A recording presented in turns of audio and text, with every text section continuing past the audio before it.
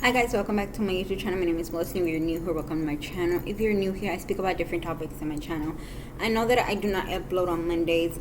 I just wanted to upload today. I have not been uploading in a few days, but I just decided to upload today. I have been going through a lot personally.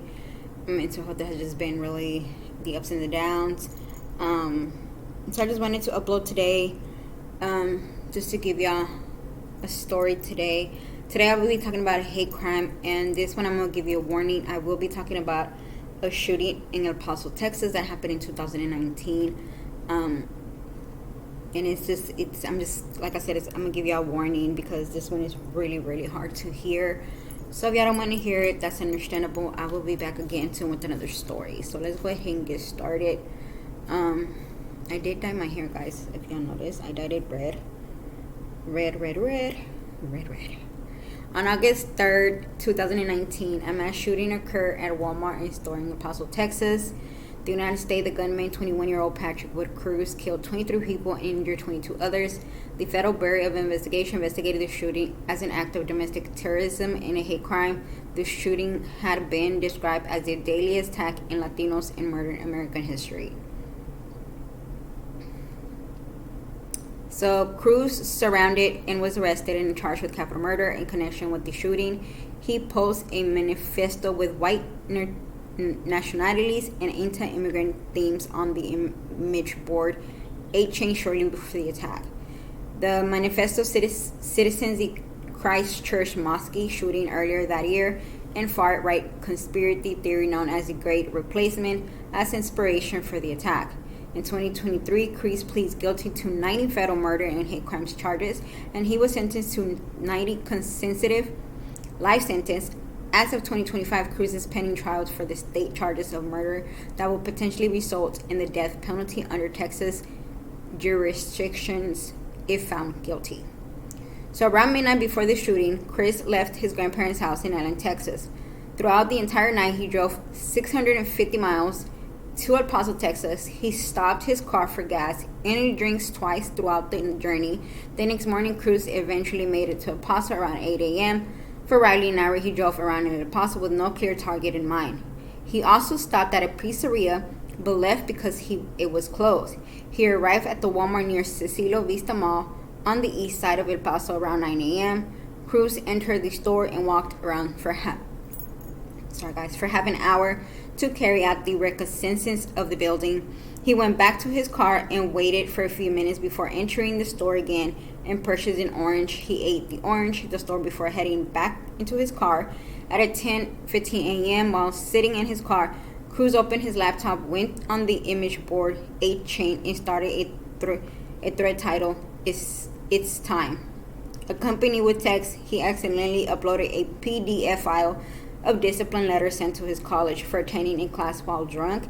5 minutes later, he posted a reply to the thread on upload the FPD file for his manifesto.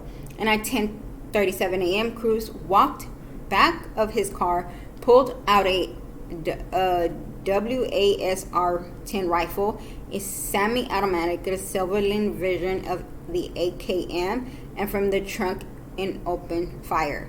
I don't know guns. I hate guns. I don't know what there are. If you do, if you know, you know, but I don't. So let me see. Let me see if I could look for it. Okay, so this one is a big gun. Why do they still have it in? Okay, so the AKM is real big too as well. And these okay, so all of these guns are really big. Okay, so first killed a woman pushing shopping cart before shooting several people near an fundraising event for a Paso Fashion Girls soccer team outside the store. During the intentional shooting, he killed 3 people, including a man who died 8 months later, and injured 6 in the parking lot. The store manager witnessed him firing in the parking lot prior to entering the crowd. Store has issued a code brown, designating an active shooter to his employees who began helping customer evacuate or hide. Approximately 3,000 people were in the store at the time of the shooting. Many customers, employees fled to other store in the adjacent mall or hid under tables or in the shopping containers located behind the building. At 10:39 a.m., he entered the Walmart through the west entrance. As he walked in, he fatally shot an earlier man who tried running from him before walking to his right. I'm sorry, I'm not going to say his name or his last name because he's a piece of junk, and I'm not fixing to have his last name. I don't even know if I'm saying it right. Do I give a crap if I'm saying it right? No, I hope not. And I hope that if he's in, while he's laying in prison, there's a rat that comes and gives him a nine-night kiss, because that's who he's going to be sleeping for the rest of his life. And I hope he better not be in protected custody because, oh, the Latinos are going to get him. They need to get him. That's just my opinion. He shot several victims in the checkout area and several others that were in his path as he walked along the front of the store, Eastwood. He then turned towards a First Convenient Bank inside the store and shot several people in the bank lobby before moving on to shoot more people in the checkout lines in the front of the store. He eventually reached the eastern doors of the store and walked out of the building at 10:42 a.m. In total, he killed 19 people and injured 15 others inside the Walmart building. As he left the building, he opened fire on a car in the parking lot, killing a man and injuring his wife. Without shooting anyone else, he returned to his car. First responder began to arrive within 6 minutes after the dial 911 call. El Paso Police Department, Texas Ranger, and paramedics responded to the scene along with the FBI and the ATF. After the shooting, he drove to the intersection of Summit and Vickinson.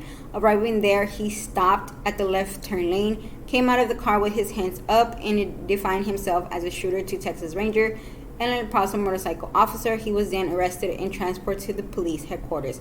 I'm not going to name the victims. I'm going to tell you the age of the victims.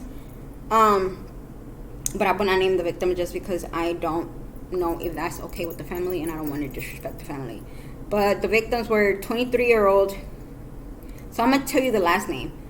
Arrancho 23, Arrancho 24, Venida 60, Campos 41, Inglebis 86, Flores 77, Flores 83, Garcia 36, Garcia 61, Hernandez 68, Hoffman 66, Johnson 63, Juarez 90, Ruth 58, Loya 56, Mandozon 46, Marasquez 57, Marasquez 61, Rickett 63, Morilla 66, Rodriguez 15, Sanchez 82, and Velasquez 77. The shooting had been described as the deadliest anti-Latino attack in Western USA history, resulting in 23 deaths and 22 injuries. 20 of the victims were pronounced dead at the scene. One victim died the day after the event. Another victim died 2 days after, and a third died 8 months later on April 6, 2020. Among the dead were 13 Americans, 8 Mexican, and 1 German. The names, age, and citizenships of 22 of the dead were released by El Paso Police Department on August 5th. 17 were 56 or older, 2 were in their 40s, 2 in their 20s, and 1 was 36, and 1 was 15. 13 victims were taken to the University Medical Center in El Paso, another 11 to Del Sol Medical Center. 2 children aged 2 and 9 were transferred to El Paso Children's Hospital after their condition were stabilized. The El Paso Medical Center patients were between 35 and 82 years old. So he was born July 27th, 1999. He was arrested shortly after the shooting and charged with capital murder. A 21-year-old German and Italian descent. He was last seen known to have lived in his family home, Allen, Texas, in Dallas-Fort Worth Metropolis, approximately 1,650 miles from El Paso. He graduated in 2019 from Plano Senior High School. Was enrolled at Conning College from 2017 until spring 2019.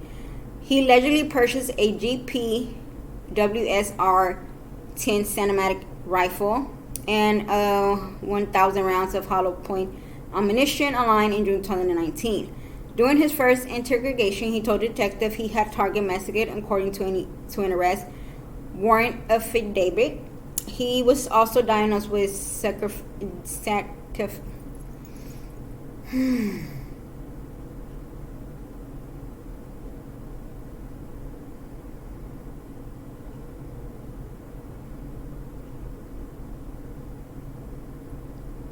I always have problems saying this word, y'all. Like, it's not even funny. Like, I really do. Schizoaffective disorder. Schizoaffective disorder. Registered to vote in 2016 as a Republican and had a Twitter account from 2017 that showed a photo of Donald Trump. Why am I not surprised? In the Oval Office, he also had a pro-Trump poll that included responses such as building the wall, not security citizens, keep German open. So you weren't even from here. You were German descent and Italian descent, so I don't know what. Okay. He admitted to posting a manifesto titled The Unveiling Truth on the line message board 8 inches shortly before the shooting. The post includes the suspect's name, and the manifesto defines the type of weapon used in the attack. Site monitors quickly removed the original post, though users continue to share copies claiming to have been inspired by the Christchurch mosque shooting in New England that killed 51 people earlier the same year.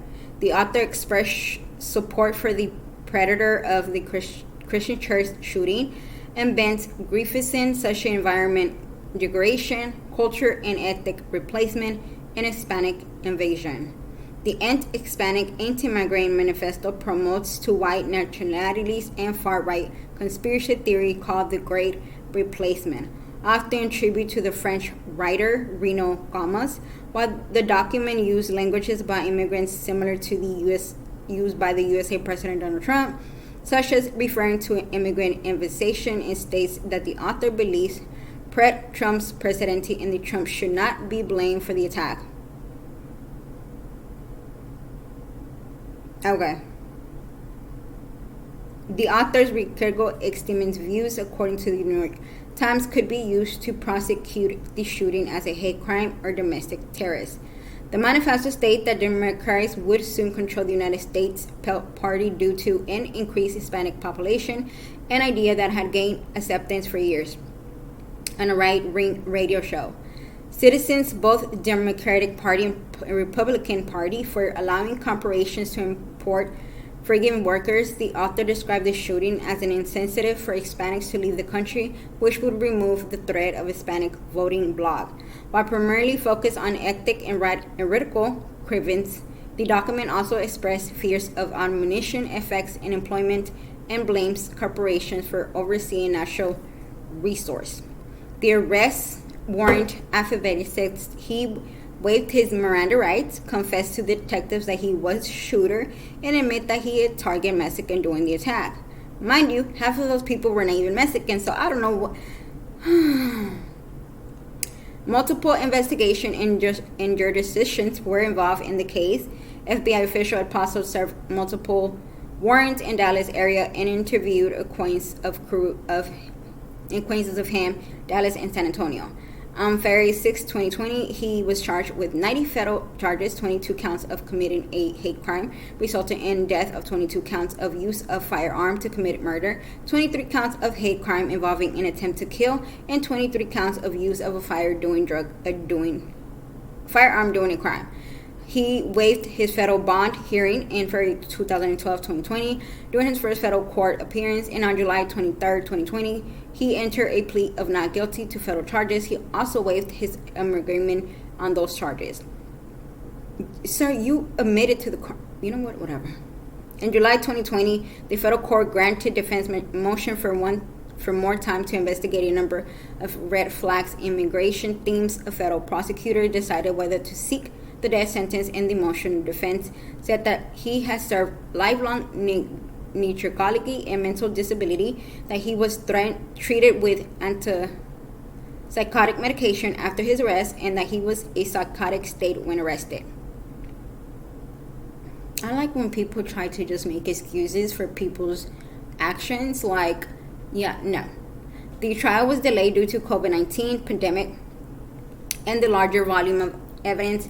At a February 2022 hearing, the defense team requested a trial set date for March 2025 or later, while the federal prosecutor asked for June 2023 trial date. Defense attorney said they needed more time to combine through 1.76 million files and 163 gigabytes of video obtained through the discovery process, and told USA District Judge David C. Guardarma that the defense may raise insanity defense. In a January 23, federal prosecutor declined to seek the death penalty for February 28, 2023, plead guilty to 90 federal murder and hate crime charges. Before sentencing, when asked if he felt remorse, he nodded.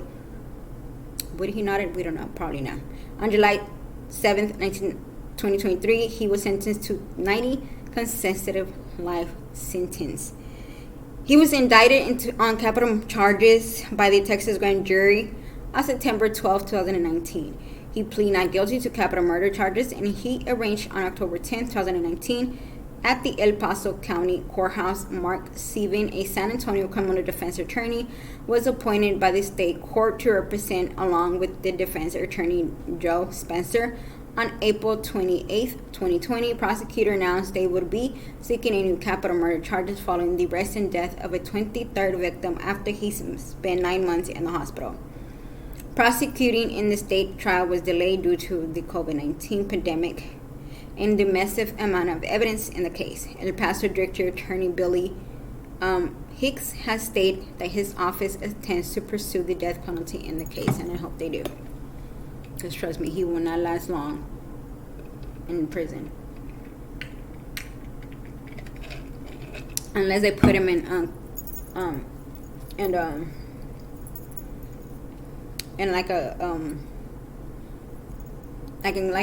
if they put him like in protected custody, he probably won't.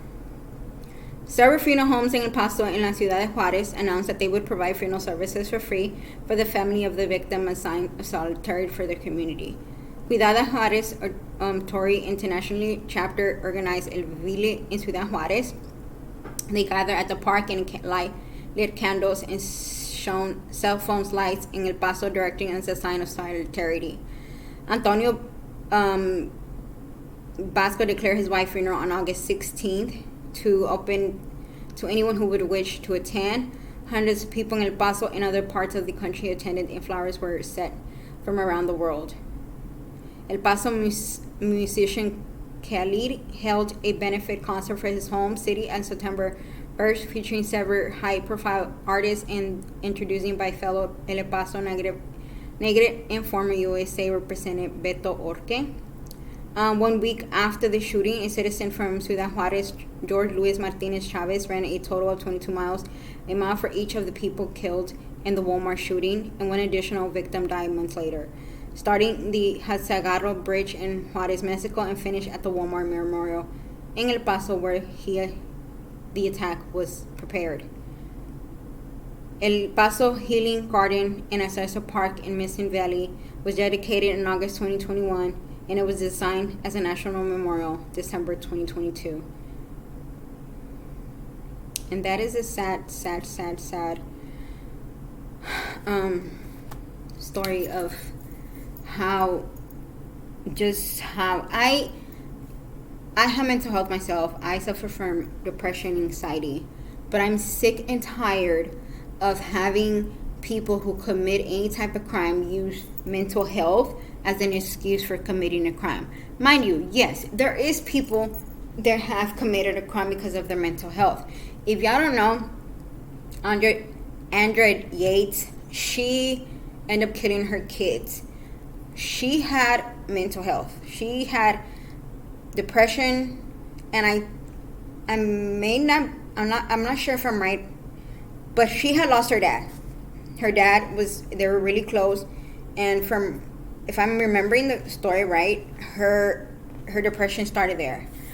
But it wasn't as bad. She started having kids.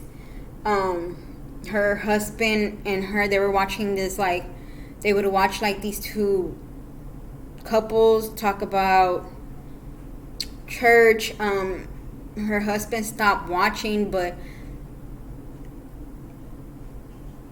I don't remember. The only thing that I do remember is that her doctor had said, y'all need to stop having kids, because they really wanted a big family. Her and her husband really wanted a big family. But so the doctor's like, y'all need to stop having kids, because because she was she was having postpartum depression, which I had with my daughter. I did not know I had it because I kept denying it. I kept saying, I kept denying it. I was like, no, I don't have that. But it did get to a point. I wasn't able to breastfeed. I breastfed my child, but I was doing both because the hospital that I went to did not prepare me or even got her used to being on my breast. So it was just so frustrating. And I remember she was in the bed and I was trying to pump and the machine wasn't working, that I literally screamed. Luckily my mother-in-law was there. She took Janelle, my daughter, with her, and she just like, you need a rest, you'll be fine, she'll be with me. If it wasn't for my mother-in-law, I don't think I would have made it at all. So Andrew J, the doctor kept telling them, you need to stop having babies because of your postpartum depression. Her husband, he was so amazing and patient with her. They took her to hospital after hospital after hospital. They would give her medication, and some of the medication didn't work, so they tried another one, and the other ones, and it was so much. And then, mind you, his mom was, because they live here in Houston. So the mom, he would go to work, but he would wait for his mom to get there. And when the mom would get there, she would stay with her and help with the kids. So she had help. But I think that day he was running late to work and the mom was running late too. And as soon as he left, the husband left, she put every single one of them in the tub and she drowned them. And after she killed all of them, she called the cops and said, I killed my child. She called her husband too. She called her husband. She's like, hey, you need to come home. There's something wrong with the kids. So her trial, the first time the trial was, they gave her, because they knew her lawyer, he was like, yeah, she's insane. Like, if you go look at her videos on YouTube, I haven't seen them because it just freaks me out. But you could tell, like, she's gone. Like, she is completely gone. She said voices told her to do it. She says that that she didn't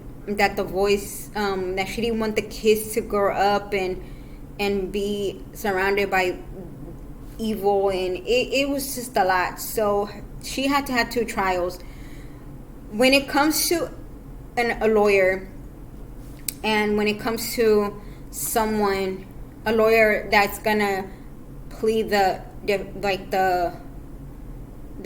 case of insanity, you have to have proof. You have to have as many proofs as it could be. So her first trial, I don't know what happened, but the jury came back with murder. Like, basically they didn't believe the whole she was crazy, delusional thing. Like, she didn't have any type of mental health.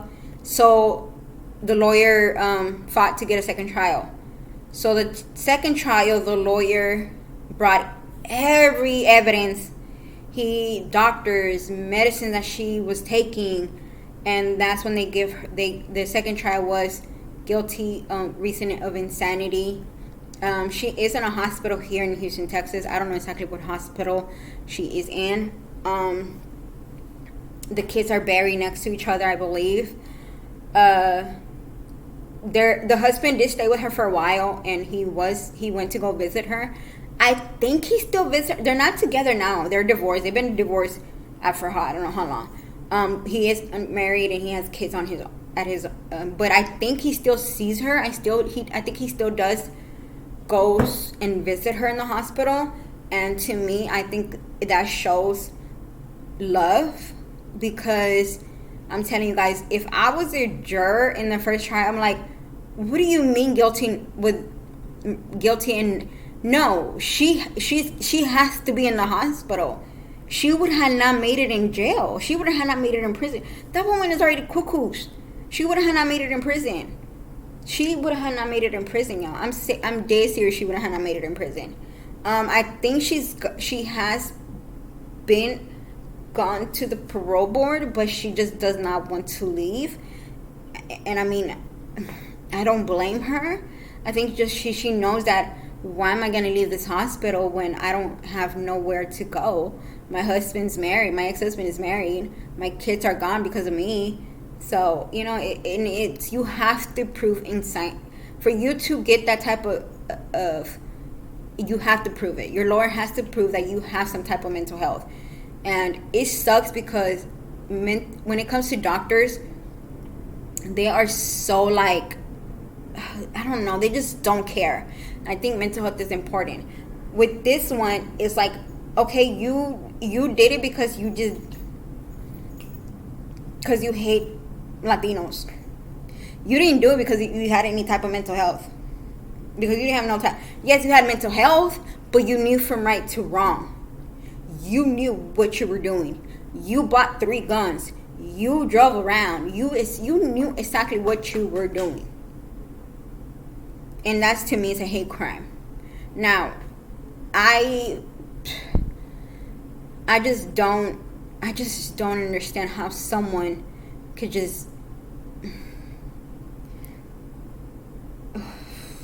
I don't know. It really does. It hurts me. I don't have it on my list, but I may do the shooting that happened. I think it was in 2020. I may be wrong.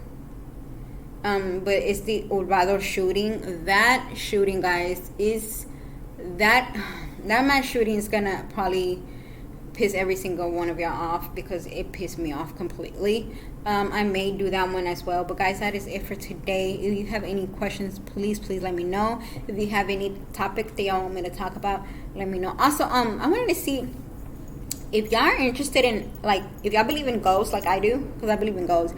I don't believe in I do not believe on aliens. I don't know. I do not believe in aliens. I don't think they're real. I don't think they exist. I don't know.